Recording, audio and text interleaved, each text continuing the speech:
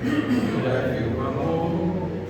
Onde houver ofensa, que eu leve o perdão. Onde houver discórdia, que eu leve a união. Onde houver dúvida, que eu leve a fé. Onde houver erro, que eu leve a verdade. Onde houver desespero, que eu leve a esperança. Onde houver tristeza, que eu leve a alegria. Onde houver trevas, que eu leve a luz. Ó Mestre, fazer que eu procure mais consolar que ser consolado, compreender que ser compreendido, amar e ser amado, pois é dando que se recebe, é perdoando que se é perdoado, e é morrendo que se vive para a vida eterna. Engraçado, Francisco de Assis compôs esse hino no século XII depois de Cristo. E hoje, quem segue ele está no caminho certo. E realmente é muito bom a gente ter para dar. É muito mais cômodo, né? Então, já está gravando?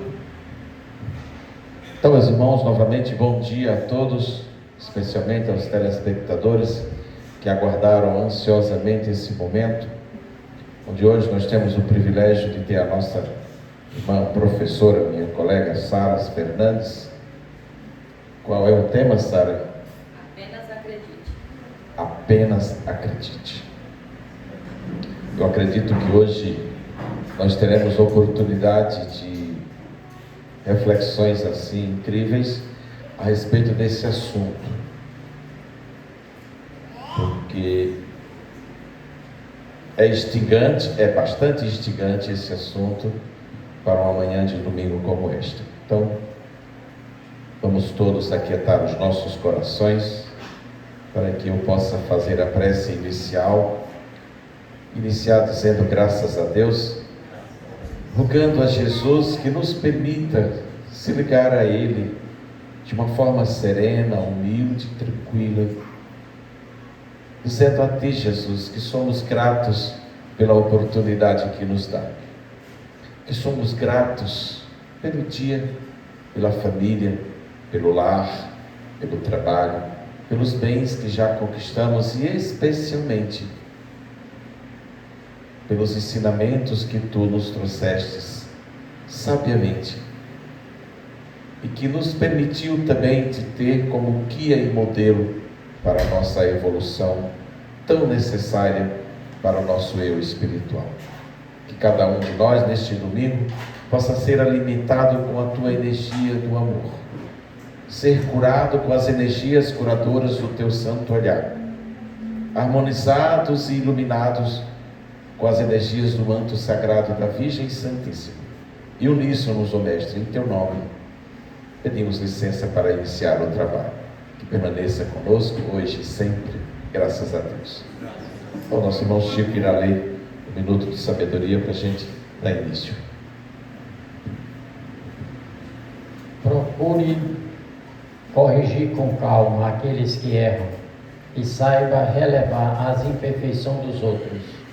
Da mesma forma que espera a compreensão dos outros para com seus erros, a vida é um intercâmbio de boa vontade mútua, em que recebemos aquilo que damos, de tolerância, e receberá compreensão e amor, tornando-se sua vida um paraíso sem dores e nem sofrimento, graças a Deus. Obrigado, vovô Chico. O Evangelho de hoje, no capítulo 9, bem-aventurados aqueles que são brandos e pacíficos, e com um subitem, injúrias e violências. Bem-aventurados aqueles que são brandos, porque eles possuirão a terra. São Mateus 5:4. Bem-aventurados os pacíficos, porque eles serão chamados filhos de Deus. Novamente, Mateus 5:9. Aprendestes o que foi dito aos antigos: não matareis, e qualquer que matar merecerá ser condenado pelo julgamento. Mas eu vos digo que qualquer que se encolerizar contra seu irmão merecerá ser condenado pelo julgamento. Aquele que disser a seu irmão raca merecerá ser condenado pelo conselho, e aquele que lhe disser sois louco merecerá ser condenado ao fogo do inferno. Novamente, Mateus 5, 21 e 22.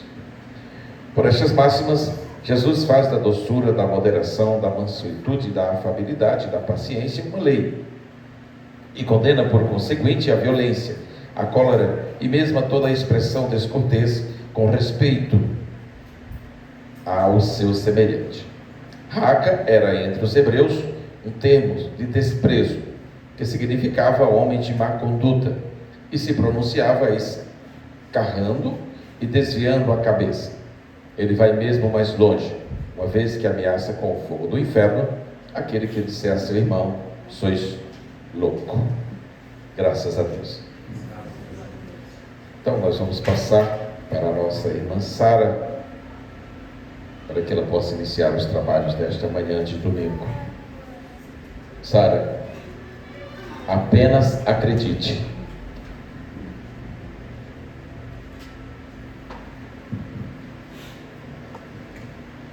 Bom dia a todos. Bom dia.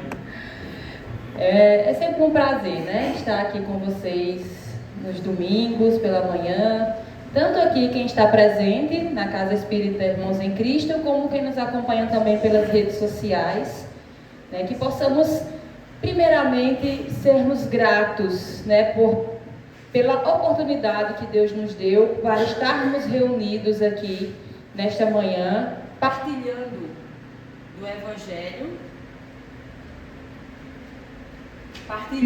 do Evangelho do Cristo Consolador. E na palestra de hoje, né, cujo tema é apenas acredite, eu selecionei algumas narrativas da vida do Cristo para que possa nos servir como guia, né, para que possa nos inspirar aí na nossa jornada de melhoramento, nossa jornada de evolução moral e espiritual. Porque não há exemplo de conduta mais perfeita do que a do Cristo, não é? E mesmo que nós estejamos ainda longe da perfeição, tanto é que ainda estamos aqui, né, reencarnando na Terra, nós devemos usar a vida dele, os ensinamentos dele, o Evangelho que ele nos deixou, para que possa nos ajudar aí nessa caminhada. E eu inicio, dentre as narrativas que eu escolhi, com a famosa história de Jesus acalma a tempestade. Uma história lindíssima. Em uma determinada tarde, Jesus, após fazer os trabalhos, né, de acolhimento da população, de pregação ali na região de Cafarnaum, ele convida os discípulos para atravessarem o Mar da Galileia. E aí todos eles embarcam e seguem a viagem na travessia. E o Mar da Galileia, ele é conhecido por ter muitas tempestades, né? Em virtudes ali, há um fenômeno do encontro de massas de ar quente com massas de ar fria, e isso faz com que seja comum uma tempestade surgir ali do nada, como a gente diz, né? Uma tempestade ali simplesmente aparecer. E justamente durante essa travessia, uma tempestade violentíssima começou a assolar aquela embarcação. As ondas, com a fúria extrema, né, batiam no barco, e isso causou um temor enorme entre quase todos os tripulantes daquela embarcação. Até mesmo os pescadores experientes, como Pedro, ele ficou assustado em virtude do tamanho daquela tempestade. A embarcação estava ali, né, quase, na perspectiva deles, naufragando, a água já invadia o barco, e aí os discípulos, desesperados, aterrorizados, foram procurar Jesus na embarcação, né? O que a gente vai fazer? Vamos procurar o mestre. E aí foram atrás de Jesus. E qual foi a cena que eles encontraram? Onde estava Jesus? Jesus estava dormindo tranquilamente ali na polpa do barco, né? Na parte traseira do barco. Vamos pensar, parar um pouquinho para imaginar essa cena, porque olha que cena bela, que cena linda. A gente tem ali a situação em que uma tempestade está assolando o barco, um caos instalado, todos os discípulos aterrorizados diante daquela cena, mas Jesus repousa tranquilamente, dormindo. Eu acredito que, obviamente, né, Jesus estava num corpo de carne humana, então ele tinha necessidade de descansar também, né? Porém, eu acredito que essa situação de Jesus dormindo é justamente para nos trazer uma lição, não é à toa. Ele não é descrito ali naquela situação por estar dormindo à toa, é justamente para nos trazer um ensino muito valioso, né? Que é justamente o que eu vou comentar, porque imagina ali, eu tenho duas situações, o caos, o terror, a preocupação, o medo, e em contrapartida Jesus tranquilamente dormindo, como se não tivesse acontecendo nenhum problema. Quando eu imagino essa cena, né, de Jesus dormindo em meio a esse caos, isso me traz uma tranquilidade, uma serenidade, porque eu entendo que o que eu posso extrair de lição, né, dessa situação aí que é relatada no Evangelho. Justamente a necessidade, a nossa necessidade de manter a calma e a serenidade diante dos problemas que nos atingem. Isso é um ensinamento muito forte que a gente pode extrair dessa história. Porque nós sabemos, obviamente, né, nós vivemos num mundo de provas e expiações e nós temos problemas todos os dias para resolver. Alguns mais graves, outros com menor gravidade. Mas nós sabemos que o desespero diante de um problema, ele vai, se não piorar a situação, ele vai dificultar a resolução daquele problema. E aí, quando a gente vê a imagem de Jesus dormindo naquela situação, isso nos mostra a urgência que nós precisamos aprender justamente de trabalhar a nossa calma diante do caos que se apresenta no nosso dia a dia.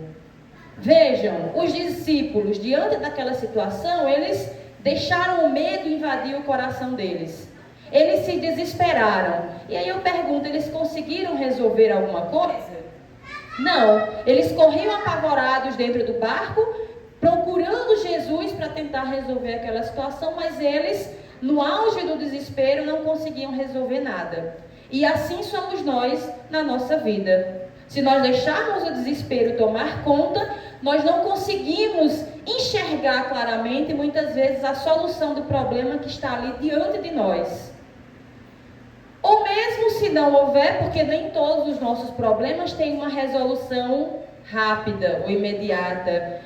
Mas se no auge do nosso desespero nós não conseguimos nos resignar, perceber que certas situações a gente precisa aprender a conviver, sofrendo menos. E é justamente essa cena que me evoca essa ideia de manter a calma diante do caos. E aí Jesus é acordado pelos discípulos, né? E Jesus simplesmente, sem alarde, sem se preocupar, ele simplesmente acorda, levanta-se e se dirige, né, às forças elementares da natureza.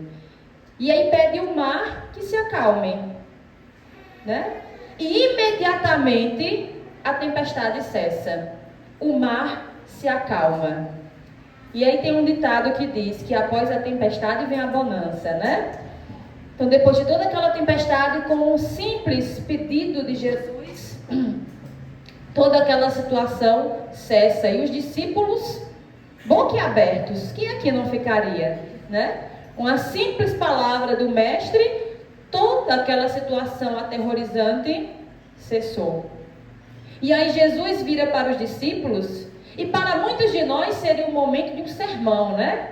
Uma reclamação, um julgamento. Mas Jesus simplesmente pergunta aos discípulos: por que tanto medo? Por acaso não tens fé?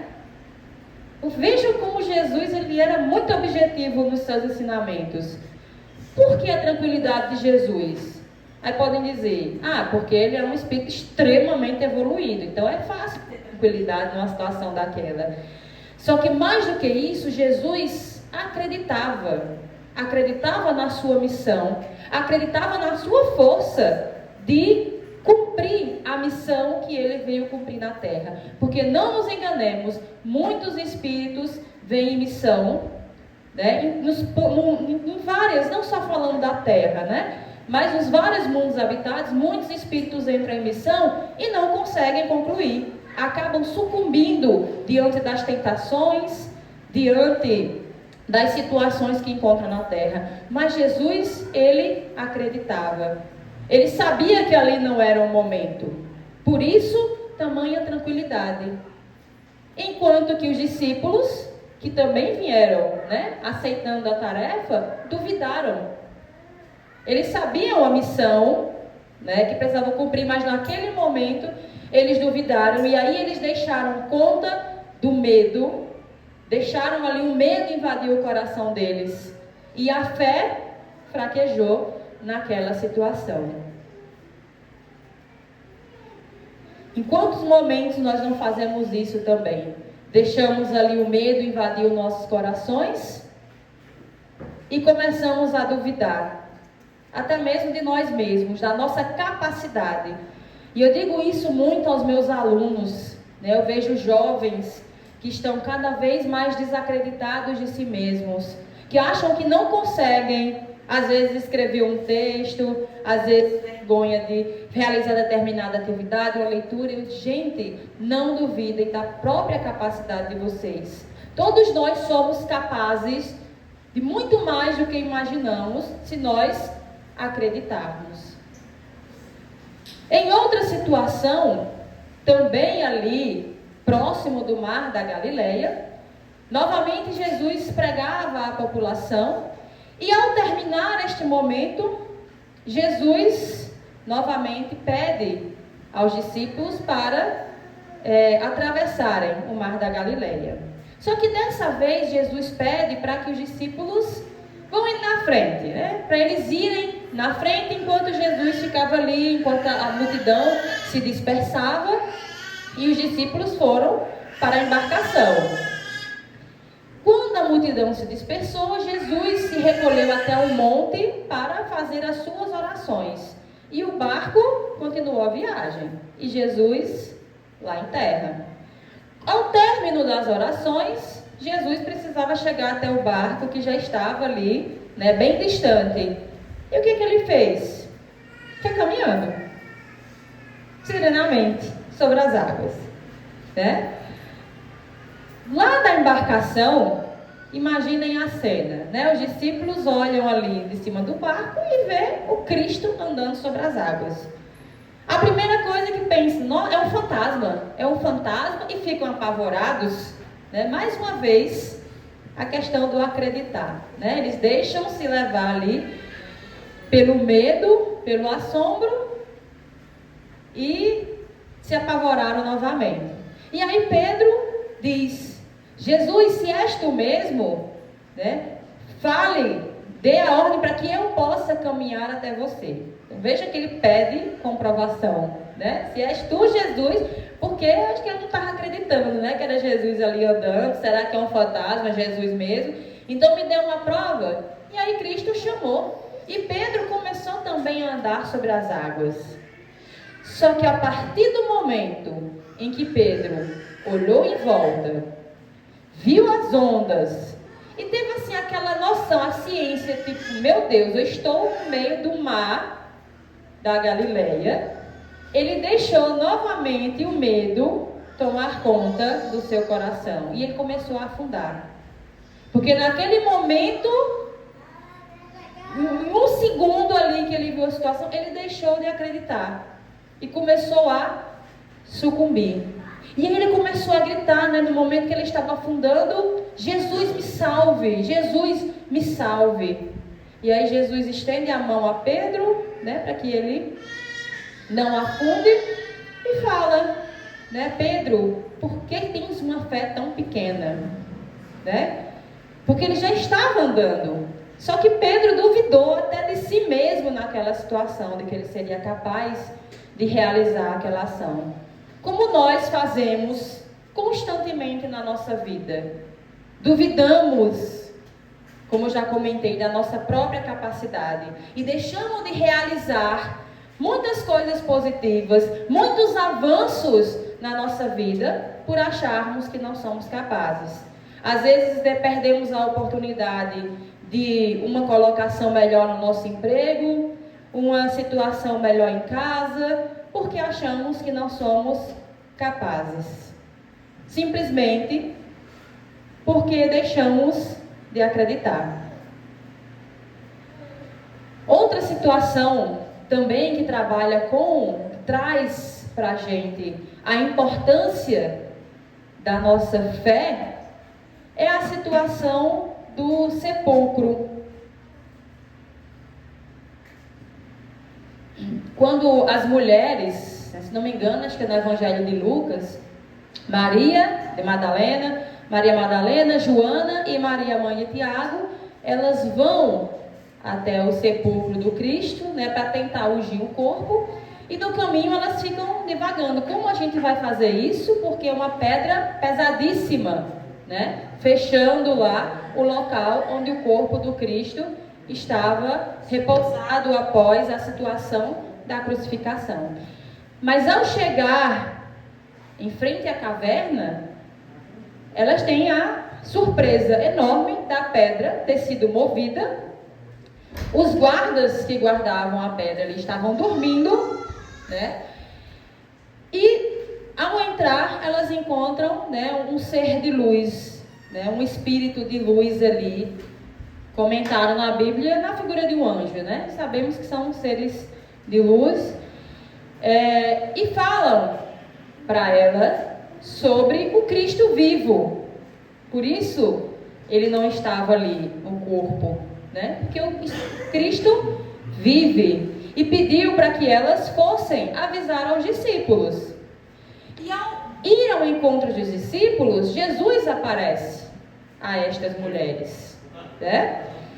E pede para que elas comuniquem aos espíritos para encontrá-lo na Galileia. E assim as mulheres vão ao encontro dos discípulos. E ao relatarem a ideia, o que aconteceu, o que elas viram, né? O ser de luz que falou com elas, o encontro do Cristo com elas, os apóstolos não acreditaram, né? Acharam ali uma história deslocada, sem sentido. Isso não pode ter acontecido. E Pedro faz questão de ir até o sepulcro para averiguar essa história. E aí ele realmente chega lá e encontra o que elas falaram, né? O sepulcro vazio.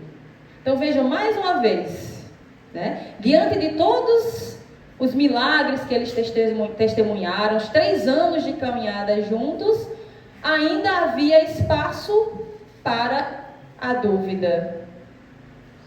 E aí após essa cena das mulheres comentando com os discípulos, 2 dos seguidores de Cristo, eles saem para uma outra cidade, numa caminhada mais ou menos de uns 10 quilômetros, e durante o caminho eles vão conversando sobre tudo que tinha acontecido, sobre a crucificação do Cristo, sobre todo o calvário, né, que ele sofreu. E aí o próprio Cristo se aproxima desses 2 seguidores e segue viagem conversando com eles, que não reconheceram naquele momento que ali era o Cristo que eles seguiam, né? E aí, né, eles vão conversando, à noite aparece, e aí esses 2 seguidores pedem para que aquele viajante passe a noite com eles, né? para se livrar dos perigos da estrada. E eles vão cear. E no momento da ceia, em que esse viajante, que era o Cristo, né, parte o pão e distribui, aí sim é que esses dois seguidores o reconhecem como Cristo. E aí, nesse momento, o Cristo desaparece naquela situação e eles, né, totalmente alvoroçados diante da situação, correm de volta para os discípulos para narrar o que havia acontecido. E aí, só realmente há uma crença, né, em tudo que aconteceu quando o Cristo aparece para os próprios discípulos. Só que nessa situação em que o Cristo finalmente aparece aos discípulos, um deles não estava presente. Todo mundo lembra, né? Quem que não estava presente? Tomé não estava ali naquele momento. Posteriormente, quando os outros discípulos falam para Tomé o que tinha acontecido, ele não acredita. E ele diz que só acreditaria naquela história se pudesse tocar nas chagas do Cristo. Então, não bastava apenas ver. Apesar que ao aparecer para os apóstolos, né, o Cristo teve que comer, beber para reforçar, né? Porque ali ainda havia o medo, né? Naqueles seguidores, mesmo diante de tudo que eles vivenciaram. E aí, ao aparecer para Tomé, que só acreditava vendo, que é uma frase bem característica que a gente usa até hoje, né? Eu só acredito vendo. E hoje ainda tem, eu só acredito vendo, eu vendo não acredito, né? Circula aí. Às vezes com provas incontestáveis, ainda assim a gente perde a fé, né? E aí foi obrigado Tomé tocar nas chagas do Cristo para que ele pudesse acreditar. E aí nesse momento Jesus diz: tu crês porque tu vistes. Bendito é aquele que acredita sem precisar ver, que é justamente a nossa fé. É simplesmente apenas acreditar. Então, olha que mensagem forte. Até mesmo porque a fé que nós precisamos cultivar, porque a fé, ela, apesar de ser algo inerente, né, a centelha divina está presente em todos nós. E tanto é que, independentemente da civilização humana aqui na Terra, toda civilização ela tem um conceito de divindade. Né? Porque a centelha divina está dentro de nós. Nós estamos nesse mundo, nós nascemos aqui com essa impressão de que realmente existe uma força maior que rege o universo. Deus, o princípio inteligente e causa primeira de todas as coisas. Só que apesar desse entendimento estar ali dentro de nós, a nossa fé ela precisa ser construída, fortalecida. A fé ela vem do latim fides, que significa confiança, crença, promessa, juramento. E aí eu pergunto, eu chamo vocês todos nesse momento a fazer uma reflexão. Como está esse nosso relacionamento com Deus? Com o nosso lado espiritual? Porque todo relacionamento, independentemente de ser humano ou, né, com a espiritualidade, a gente precisa trabalhar. Toda relação, ela é uma plantinha ali que a gente precisa regar, cuidar, né, se fazer presente em algum momento para que ela possa crescer e frutificar. Da mesma forma, então, como está o nosso relacionamento com Deus? Nós estamos realmente trabalhando, vivenciando tudo aquilo que nós pregamos? Quando nós lemos o Evangelho, nós fazemos um esforço para, de alguma forma, eu praticar toda aquela mensagem de amor, pelo menos 1% da mensagem de amor que o Cristo nos deixou? Ou eu simplesmente estou lendo por ler ali, né? Aquele momento, eu preciso fazer o evangelho. Eu tenho que fazer o evangelho. Sim, nós temos que ter esse momento. Mas nós estamos aplicando no nosso dia a dia. Eu tento buscar algum ensinamento para que eu possa aplicar no meu dia a dia.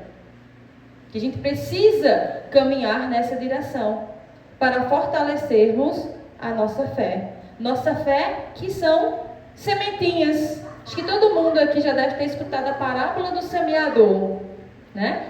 Que traz justamente essa ideia da nossa relação, né? Religiosa, a nossa relação com Deus, a nossa fé.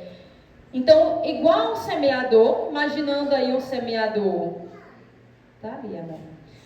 Imaginando um semeador que traz um monte de sementes dentro de uma sacola e ele vai ao campo semear. Andando pela estrada, algumas sementes caem na beira da estrada e por não ser um terreno, né, propício para plantação, as aves vêm e comem aquelas sementes. E aí eu pergunto, a nossa fé são como essas sementes? Que não frutificam, que são jogadas ao vento e desaparecem? Porque muita gente ainda não fortaleceu sua fé o suficiente. Esse semeador continua e joga algumas sementes num terreno rochoso, um terreno cheio de pedras, onde não há espaço para as raízes se desenvolverem. E aí essa semente até germina, sai uma plantinha, mas logo o sol seca, porque as raízes não estão fortes o suficientes. E aí eu pergunto, será que a nossa fé, nós estamos semeando nesse tipo de terreno? Será que a nossa fé está forte o suficiente? Ou ela tem essa raiz fraca que nas primeiras dificuldades da vida, essa fé desaparece?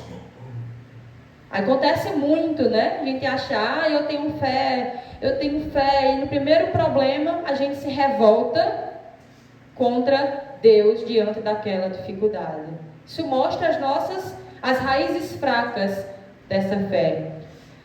Esse semeador continua seu caminho e joga algumas sementes num terreno espinhoso, terreno cheio de matos com espinhos. E aí essa sementinha da fé, ela brota, a planta começa a se desenvolver, mas a quantidade de espinhos em volta sufoca aquela planta e ela perece, ela seca e morre. E aí será que a nossa fé está nesse patamar? Será que nós até desenvolvemos a nossa fé, mas diante dos vícios do mundo, das situações problemáticas, das situações que atrasam o nosso desenvolvimento moral, será que diante disso a gente acaba sucumbindo e deixando essa fé de lado? Ou será, porque aí o semeador, ele segue semeando essas sementes e joga essas sementes num terreno fértil, né, irrigado, com nutrientes. E aí essas sementes não só se desenvolvem, como elas se multiplicam. E assim deve ser a nossa fé. Forte o suficiente não só para frutificar, mas para aumentar, se desenvolver, se estender. Por isso que nós temos que trabalhar, fortificar a nossa fé, a nossa crença. E nada melhor do que se basear no exemplo do Cristo Consolador. Ele, melhor do que ninguém, nos mostrou que não importa as atribulações pelas quais a gente passe, a fé, ela é o melhor remédio para nos fortalecer a enfrentar aquela dificuldade. Por exemplo, a tentação no deserto. Jesus ficou ali, 40 dias, fome, sede, sendo tentado de diversas maneiras, pela vaidade, pelo orgulho, pela tentativa de alcançar o poder, e Jesus teve força suficiente para resistir a todas essas tentações. E nós, no nosso dia a dia, estamos trabalhando essa força ou estamos sucumbindo a situações que nós sabemos que nos atrasam e mesmo assim nós insistimos em não mudar? Outra situação, Jesus no Monte das Oliveiras, ali na véspera da crucificação, Jesus chama 2 discípulos e se recolhe para orar no Monte das Oliveiras. Os 2 discípulos, eram dias assim muito atribulados, cansativos. Os 2 discípulos acabam adormecendo e fica lá o Cristo em sua solidão naquele momento, enquanto ser humano, que nós nunca estamos sós, Mas naquela situação ali o Cristo começa a orar, prevendo, porque ele sabia o que ia acontecer, sabendo toda a dor física pela qual ia passar. E naquele momento ali, ele fez esse recolhimento para se preparar. E imagina aí, quando nós sabemos que iremos passar por um processo doloroso, a angústia que não invade nosso coração, não é mesmo? A gente fica ansioso, apreensivo, angustiado. E imaginem, nós sabemos tudo que o Cristo vivenciou, passou, no Calvário, na crucificação. E ele, nesse momento, há até a referência de que ele havia suado sangue. Tamanho, o processo que ele estava passando naquele momento. Mas Cristo não fraquejou. Mesmo diante, prevendo, sabendo de toda a dor física, psicológica que ele ia sofrer, o Cristo pediu forças ao Pai para permanecer na sua missão. Que prova maior de fé nós poderíamos ter além dessa? Não é mesmo?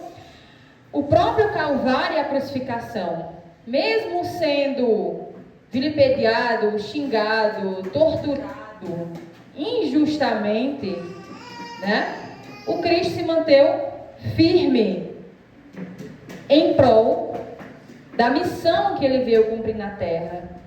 E nós temos até hoje, 2025 anos depois, ainda o evangelho que vive, que cresce, que se frutifica, porque nós tivemos a figura do Cristo que em nenhum momento duvidou da sua missão, para que nós pudéssemos hoje colher fruto, para que nós pudéssemos hoje termos uma conduta na qual pudéssemos nos espelhar e seguir e melhorar todos os dias. Não só o Cristo, mas a Bíblia inteira. Se eu fosse trazer aqui todos os exemplos, de que mostra a importância do acreditar, a gente teria aí palestras aí para semanas.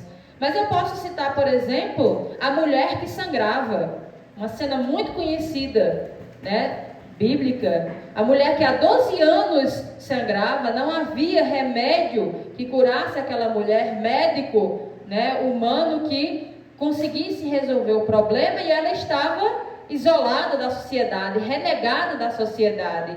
Mas ela teve a fé que, ao menos tocando no manto do Cristo, ela seria curada. E a sua energia naquele momento foi tão forte que, mesmo que o Cristo estava ali, havia uma multidão seguindo o Cristo, que ele não conseguia nem conversar direito com as pessoas, estava completamente ali cercado pela multidão, e aquela energia foi tão forte que ele sentiu a energia daquela mulher quando ela tocou nas suas vestes, e ela conseguiu a cura. Vários outros momentos, de cura. Jesus, ele é muito claro quando diz: siga, tua fé te curou.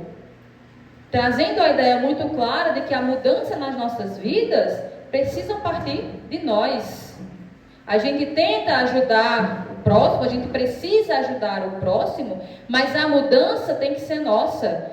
Se eu quero mudar algum aspecto da minha vida, se eu quero mudar alguma conduta que eu sei que é errada, se eu quero me livrar de algum vício que porventura eu tenha, eu preciso dar o primeiro passo. Porque a nossa fé, a nossa ação precisa acontecer. Eu quero parar de fumar, por exemplo. Eu preciso agir. Eu não posso esperar que simplesmente alguém faça isso por mim. Que magicamente um dia eu acorde sem essa vontade. Isso vale para qualquer outro tipo de conduta que a gente queira modificar. Nós precisamos agir. Porque a fé, ela precisa vir junto com a ação. Esse acreditar não é simplesmente, quero passar num determinado concurso, numa prova, eu vou sentar aqui e ter fé, vou acreditar. E ficar ali sentado. Não. Lembrem-se que Jesus dizia, tua fé te curou, tua fé para lhe salvar, mas você tem que agir. Porque nós temos todos os instrumentos ali, né? Deus nos imbuiu aí de livre-arbítrio. Nós temos exemplos de condutas para que a gente possa melhorar, então só depende de nós.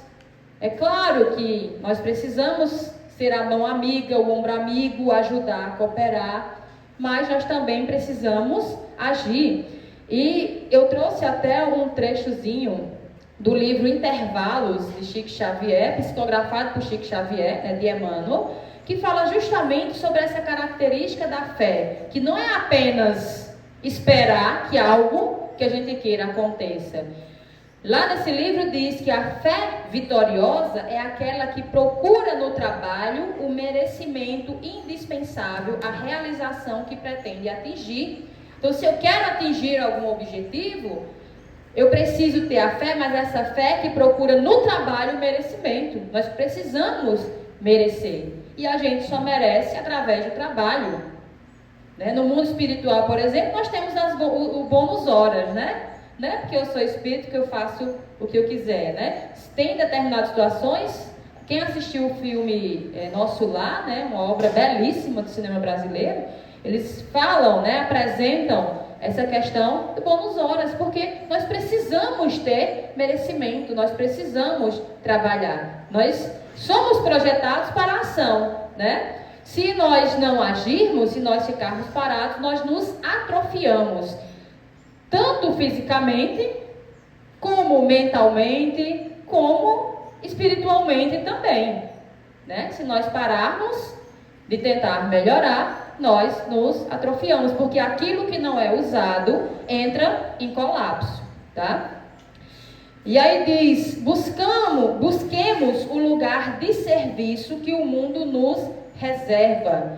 A vela acesa dentro da noite é infinitamente mais valiosa que o lustre de ouro e diamantes lamentavelmente apagados. Isso porque às vezes a gente acha que pode fazer pouco. Eu queria mudar tal situação na minha vida, mas eu só posso fazer isso, é muito pouco, eu não vou fazer. Para ajudar outra pessoa, não, mas eu não tenho dinheiro, eu só posso conversar, então isso não é suficiente, então eu não vou fazer. Mas aí veja o ensinamento que Emmanuel nos traz. A vela acesa na escuridão é infinitamente mais valiosa do que um lustre de ouro apagado. Isso quer dizer que qualquer luz que nós possamos acender para o outro e para nós mesmos, qualquer situação que a gente queira mudar, não importa se começar pequeno, isso vai ser muito mais valioso do que o nada. Então, gente, apenas, o fechamento aí da palestra, apenas acreditem na capacidade de vocês, acreditem no Evangelho de amor do Cristo, e que a nossa fé, ela seja uma fé trabalhada, raciocinada, uma fé que a gente fortifique no nosso dia a dia. E aí a gente vai começar a ver realmente os frutos de amor que o Cristo deixou para a gente após todo o sofrimento que nós mesmos fizemos ele passar. Obrigada.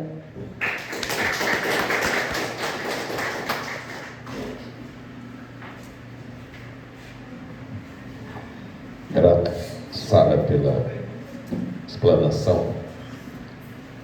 E é interessante, né, quando passamos a ver essas reflexões sobre as parábolas do Cristo, sobre os ensinamentos do Cristo, as suas curas, etc. Então, esta manhã de domingo nos fez viajar no tempo, né?